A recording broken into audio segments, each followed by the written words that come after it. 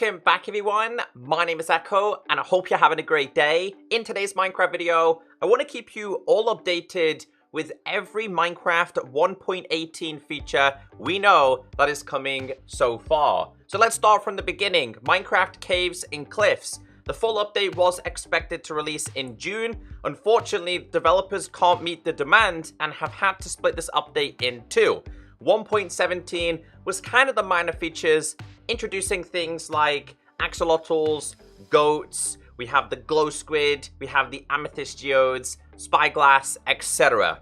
There's also going to be a large quantity of features that will be coming at the end of this year.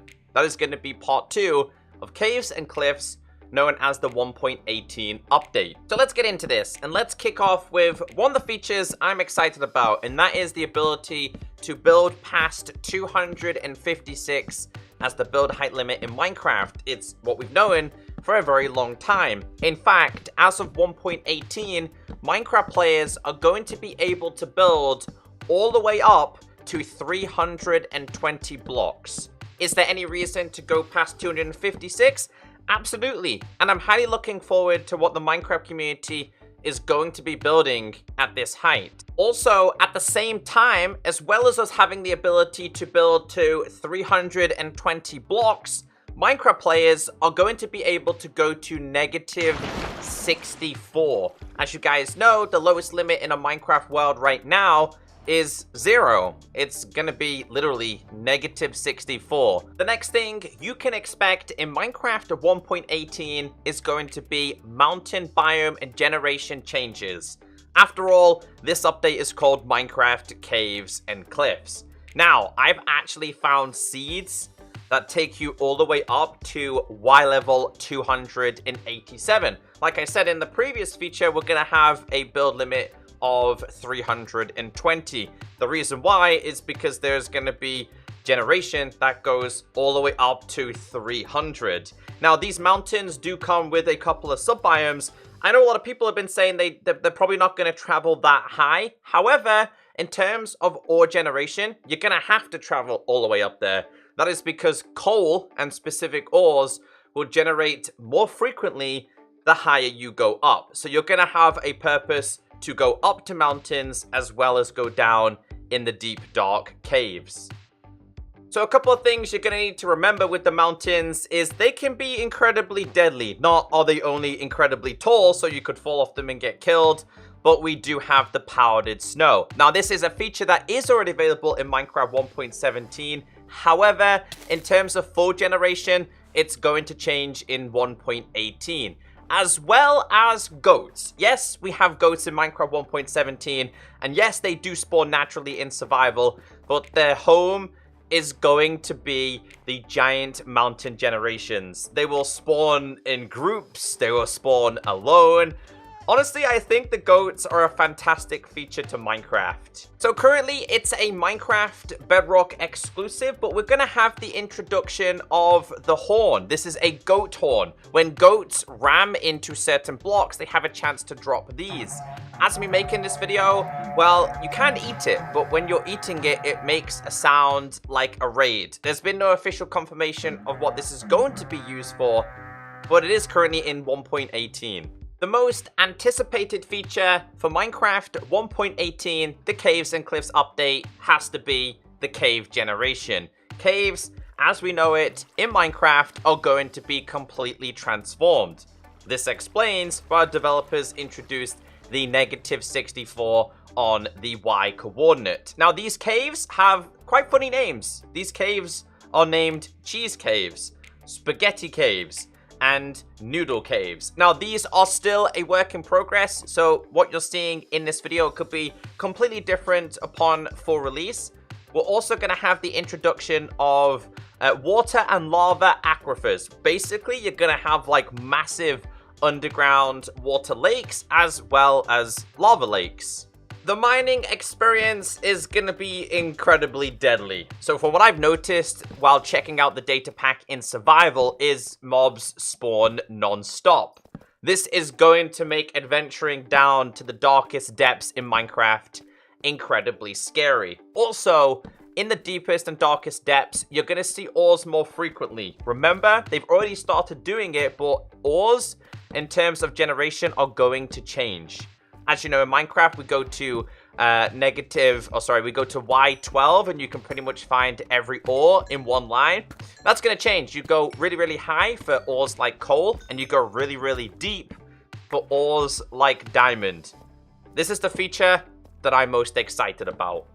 This next Minecraft 1.18 feature is actually already available in Minecraft 1.17. It is obtainable in survival, but it does not naturally generate.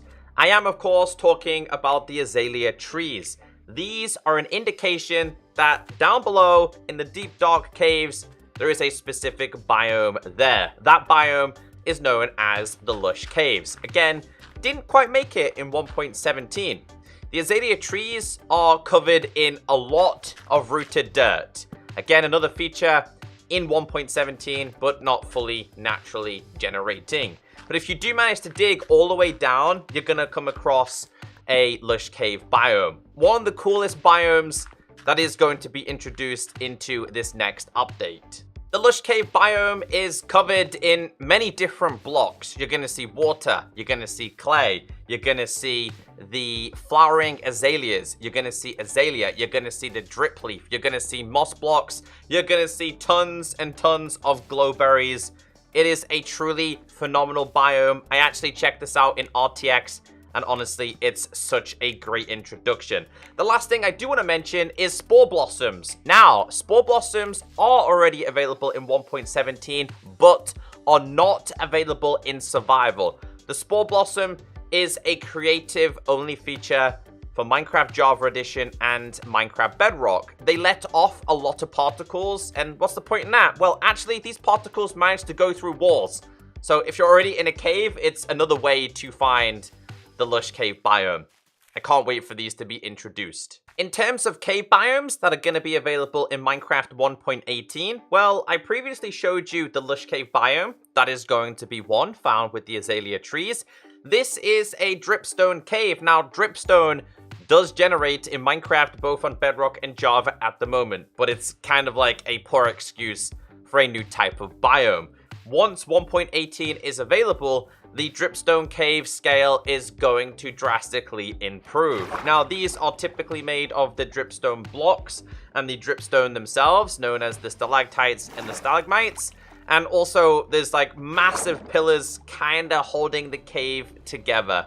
But between me and you, I'm a little bit disappointed that there's not going to be like 5 to 7 to even 10 different biomes. You could kind of class the new cave generation, the cheese caves, the spaghetti caves, and noodle caves as kind of new biomes. We do kind of have deep slate biomes in terms of generation. And of course, let's not forget about the deep dark biome. However, we're yet to see too many announcements about this. This is kind of like a really tight kept secret from the Minecraft developers. If you had an idea for a cave, what would you introduce? Let me know in the comment section. I don't care what anybody says, but this next feature is absolute genius. Bundles. Bundles will be available in part 2 of Caves and Cliffs update, and the way you obtain bundles is by killing bunny rabbits. Now, you need 6 hides and you need 2 string in this formation in order to craft yourself a bundle. What is a bundle? Well, bundles are basically early game shulkers. Now, the reason why the developers introduced this is because, in case you didn't know this, the Minecraft developers confirmed that there are millions of Minecraft players that have never been to the end, never killed the Ender Dragon, and never been to the end cities. So they've never had the option to enjoy shulkers. This is kind of like a cheaper, earlier version, and I think it is a 10 out of 10 feature. Now, bundles can stack up to 64 items inside of one bundle. For example, like 8 diamonds, 10 gold, etc. However, if you try and put like a sword in there, you can only actually have like 1 sword, 1 piece of armor, etc. However, you're going to be carrying these around quite frequently. 10 out of 10 feature. Again, super excited for this to be introduced to the game.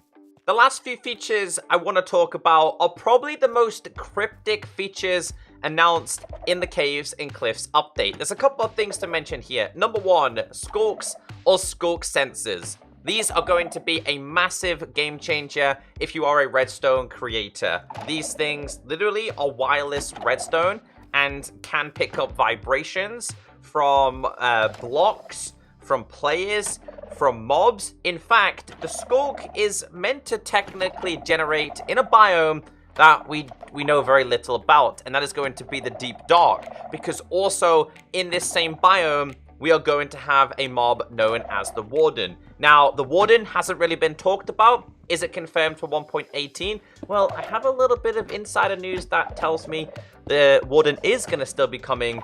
But again, this is something that developers are keeping really quiet about, and I think it's just because they want to keep some features for final release and keep the Minecraft community hyped and excited. So yeah, we're going to be seeing a new biome that we haven't really seen before. That's going to be the Deep Dark. We're going to see the Skulk, which I think we're getting Skulk blocks as well. These will generate within the Deep Dark biome. And of course, the Warden, which is going to be, I believe they said, the first blind mob in Minecraft. The way it tracks players is all with vibrations, and the Skulks will react to the Warden via its chest. Also, the Warden is kind of like a boss battle. We did see some gameplay during Minecon, and everyone was excited about it. And those are all the confirmed features that will be coming in 1.18. There might be some tweaks to them, there might be some changes to them, but those are the things that we know will be in part 2.